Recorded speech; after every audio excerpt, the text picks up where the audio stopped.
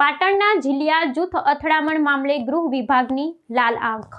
Chanasma police નિરીક્ષક સહિત 8 કર્મચારીઓને ફરજ મોકૂફ કરવામાં આવ્યા। પાટણ જિલ્લાના ચાણસ્મા તાલુકાના જીલિયા ગામે થયેલા જૂથ અથડામણ અને સશસ્ત્ર સંઘર્ષના મામલે રાજ્યના ગૃહ વિભાગે અત્યંત કડક વલણ અપનાવ્યું છે। આ ચકચારી ઘટનામાં ફરજ પ્રત્યે બેદરકારી દાખવવા બદલ ચાણસ્મા પોલીસ મથકના પોલીસ નિરીક્ષક સહિત કુલ 8 પોલીસ કર્મચારીઓને તાત્કાલિક અસરથી ફરજ મોકૂફ કરવામાં આવ્યા છે।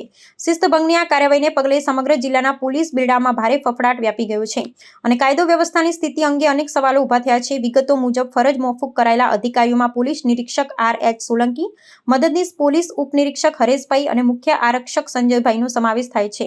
આ ઉપરાંત ઘટના સમયે સ્થળ પર હાજર 5 ગ્રામ રક્ષક દળના જવાનોને પણ સેવામાંથી કાયમી ધોરણે બરતરફી કરી દેવામાં આવ્યા છે। આ ગંભીર કાર્યવાહી પાછળનું મુખ્ય કારણ એ છે કે જ્યારે હુમલાખોરોએ પથ્થરમારો કર્યો ત્યારે જે પોલીસ વાહનને નિશાન બનાવવામાં આવ્યું હતું તેને 24 કલાક સુધી સત્તાવાર રીતે રજૂ કરવામાં આવ્યું ન હતું।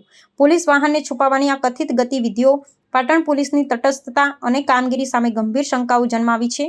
રાજ્ય સરકારના આ આકરા પગલા બાદ હવે જીલિયા જૂથ અથડામણના મૂળ સુધી પહોંચવા માટે ઉચ્ચ સ્તરીય તપાસના આદેશો આપવામાં આવ્યા છે। પોલીસ વાહન સંતાડવા પાછળના વાસ્તવિક કારણો અને સ્થાનિક પોલીસની ગુનેગારો સાથેની સંડોવણી અંગે પણ ઝીણવટભરી તપાસ હાથ ધરવામાં આવશે।